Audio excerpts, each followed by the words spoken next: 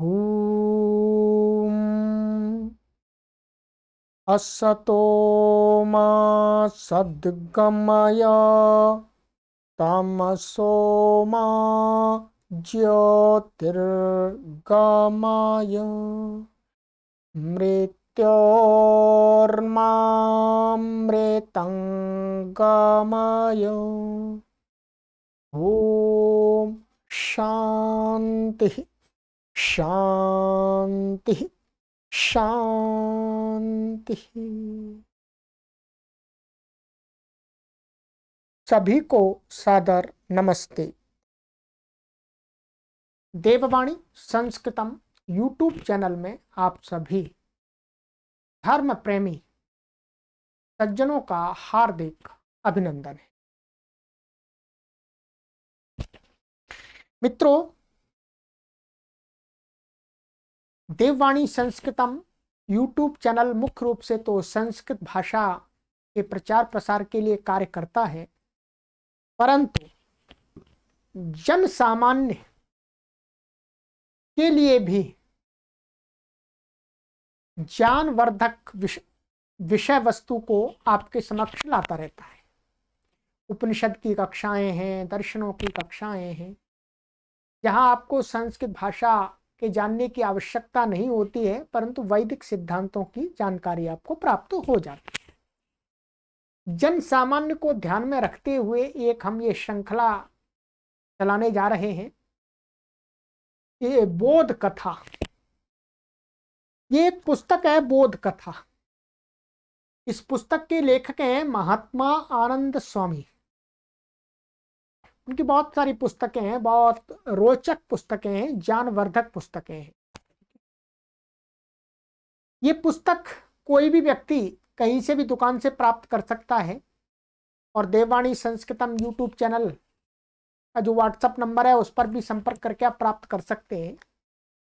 परंतु विदेशों में लोग हमारे रहते हैं, अथवा भारत में ही बहुत सारे लोग रहते हैं जो पुस्तक को मंगाना नहीं चाहते, सोचते हैं कुछ अच्छी बातें हमको मिल जाएं बिना पुस्तक के। तो ठीक है, जो पुस्तक चाहते हैं उनके लिए पुस्तक भी उपलब्ध है, जो पुस्तक नहीं चाहते हैं वो इस वीडियो के माध्यम से अच्छी बातों को जान सकते हैं।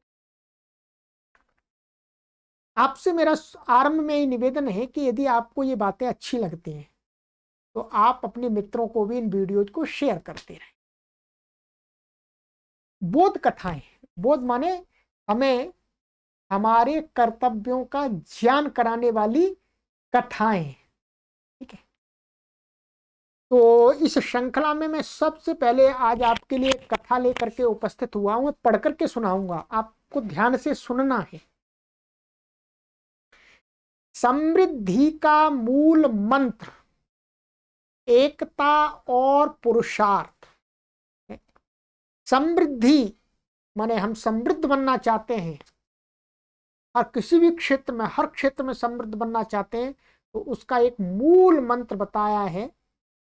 वो मूल मंत्र है एकता और पुरुषार्थ, परिश्रम, उसके अनुकूल। इस विषय को लेकर के महात्मा आनंद स्वामी जी ने एक कथा यहां पर लिखी है, मैं आपको सुनाता हूं। महात्मा आनंद स्वामी जी महाराज कहते हैं, एक व्यक्ति था बहुत निर्धन, परिवार बहुत बड़ा था, खाने को कुछ नहीं, दशा बहुत खराब हुई तो परिवार को लेकर ग्राम से चल पड़ा कि कहीं दूसरे नगर में जाएं, परिश्रम करके पेट पालेंगे। ग्राम से चलते गए, रात्रि हुई तो एक वृक्ष के नीचे उन्होंने डेरा डाल दिया। पिता ने अपने बेटे से कहा, बेटा जाओ पास के वन से, जंगल से कुछ लकड़ियां ले आओ ताकि आग तो जलाएं। बेटा चलने लगा, तो छोटा भाई बोला, इन्हें मत भेजो, मैं जाकर के लाता हूं। उससे छोटे ने, माने उससे छोटे भाई ने कहा, नहीं पिताजी, मैं लाता हूं। पिता ने कहा, अच्छा बेटो, सभी कार्य करो। एक व्यक्ति लकड़ी ले आए, दूसरा पानी, तीसरा पत्थर लाकर चूल्हा बना ले। सब मिलकर कार्य करने लगे। थोड़ी देर में चूल्हा बन गया। जो भोजन पकाते हैं चूल्हा, आजकल गैस के चूल्हे हैं, पहले लकड़ी के चूल्हे थे, मिट्टी के अर्थात उसमें लकड़ियों से आग जलाते थे। लकड़ियां आ गई, आग जली, पानी भी आ गया। उस वृक्ष पर एक पक्षी रहता था। उसने जब यह सब कुछ देखा तो हंसकर कहा, अरे भोले लोगों, सब कुछ तुम ले आए, परंतु खाने को कुछ है नहीं। पकाओगे क्या, खाओगे क्या? समझाने के लिए यह कथा बनाई गई है। वैसे पक्षी बोलते तो है नहीं। ये आनंद स्वामी जी ने कहा, ऐसी मत सोच लेना आप कि ऐसी घटित हुई नहीं, ये शिक्षा देने के लिए बनाई गई है कथा। बड़े लड़के ने ऊपर देखा, पक्षी को देखते हुए कहा, तुझे खाएंगे हम, ठहर, अभी तुझे पकड़ता हूं। पक्षी ने भयभीत होकर कहा, नहीं भाई, ऐसा न करो, मुझे न खाओ, मैं तुम्हें एक स्थान दिखाता हूं जहां तुम्हें सब कुछ मिल जाएगा। उन लोगों ने पक्षी के साथ थोड़ी दूर जाकर एक स्थान देखा। पक्षी ने कहा, इस स्थान को खोदो। उन्होंने खोदा तो देखा नीचे एक बहुत बड़ा सोने, चांदी, हीरे, जवाहरात आदि से भरा हुआ घड़ा मिला। उस दौलत को उन्होंने निकाल लिया, खींच निकाल लिया जमीन से।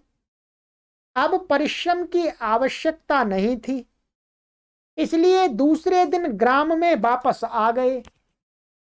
धन बहुत था, आनंद से रहने लगे। उनके पड़ोसी ने यह दशा देखी तो पूछा, अरे तुम यह एक ही रात में इतने संपत्तिशाली कैसे बन गए? क्योंकि पड़ोसियों को ज्यादा चिंता होती है। इन लोगों ने पड़ोसी को अपनी सारी कथा सुना दी,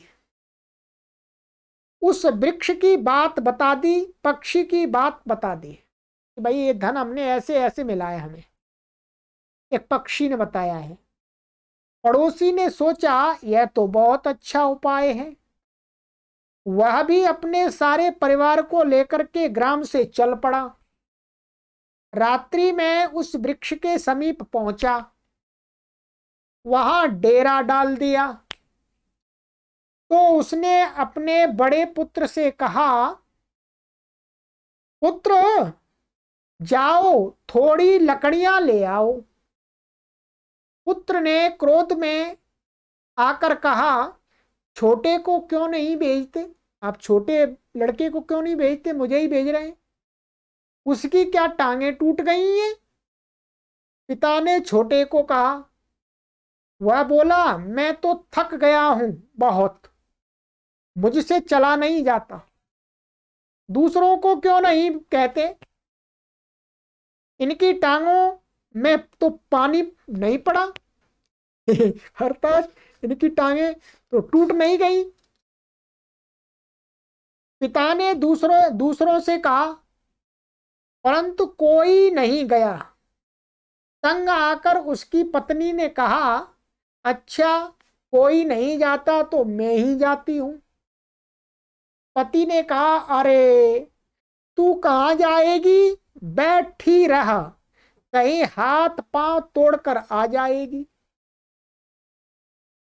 कोई भी नहीं गया, लकड़ियां नहीं, पानी नहीं, चूल्हा नहीं, कुछ भी नहीं आया वहां। वृक्ष पर बैठा हुआ पक्षी इस तमाशे को देखता रहा। वह बोला, अरे तुम विचित्र लोग हो, लकड़ी नहीं, पानी नहीं, खाने को सामान नहीं, तब क्या भूखे मरोगे, खाओगे क्या? एक लड़के ने तुरंत कहा, अर्थात उन्हीं में से जो लड़का था एक, उसने कहा, तुझे खाएंगे। पक्षी ने हंसते हुए कहा, आराम से बैठे रहो भाई, मुझे खाने वाले चले गए, तुम आपस में ही फूटे बैठे हो, तुमसे कुछ नहीं होगा, तुम एक दूसरे की सुन ही नहीं रहे।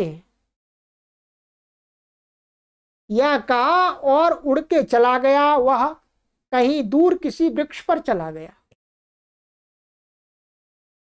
यह है एकता और फूट का परिणाम।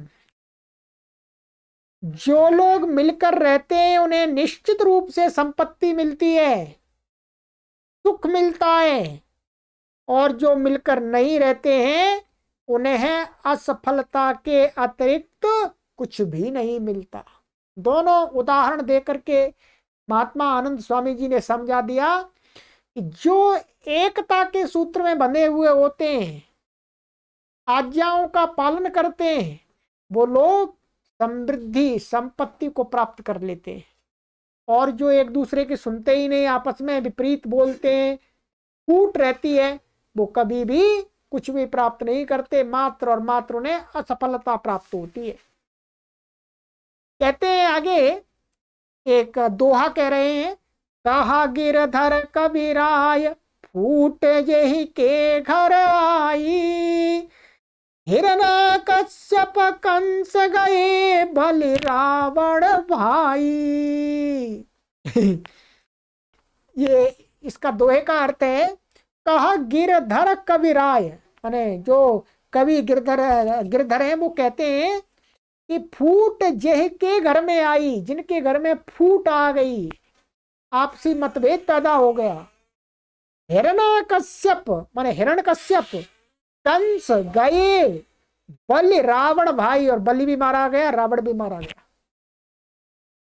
तो जहां पर फूट होती है वहां पर उन्नति के सभी द्वार अवरुद्ध हो जाते हैं, और जहां एकता होती है वहां पर उन्नति के मार्ग सब तरफ से खुल जाते हैं। मित्रों, तो ये महात्मा आनंद स्वामी जी की पुस्तक की जो ये कथा है वो हमें क्या सिखाती है कि यदि हमको समृद्धशाली बनना है, हमको संपत्तिशाली बनना है, हमको बलवान बनना है, शक्तिशाली बनना है, तो एकता से रहना होगा, अपने परिवार में एकता से व्यवहार करना होगा, अन्यथा फूट में असफलता ही मिलेगी। तो आइएगा आज से हम इस कहानी के माध्यम से शिक्षा प्राप्त कर लें और अपने आने वाली जो पीढ़ियां हैं, बच्चे हैं, उनको भी सिखा दें। अब मैं आपको अगली वीडियो में दूसरी कथा के साथ मिलता हूं। आपको ये कथा अच्छी लगी हो तो आप शेयर कीजिएगा अपने मित्रों के साथ, और आप भी बार बार सुनते रहिएगा। ये हमारे अंदर हमें इस प्रकार की कथाएं जीवन में अच्छाई धारण करने के लिए प्रेरणा देती रहती है, मोटिवेशन देती रहती है। हमेशा हमें इस प्रकार की कथाओं को सुनते रहना चाहिए। अब मैंने आपको ये कथा सुनाई, मुझे भी ये शिक्षा दे रही है, मुझे भी ये ध्यान आ रहा है, मुझे भी ये आवृत्ति हो रही है, और मैं इसके लिए तैयार हो रहा हूं कि मुझे एकता से रहना है। तो आप भी इसी प्रकार का मोटिवेशन लेते रहिएगा। चलिएगा, आप सभी पवित्र आत्माओं को कोटि कोटि वंदन, सभी को सादर नमस्ते।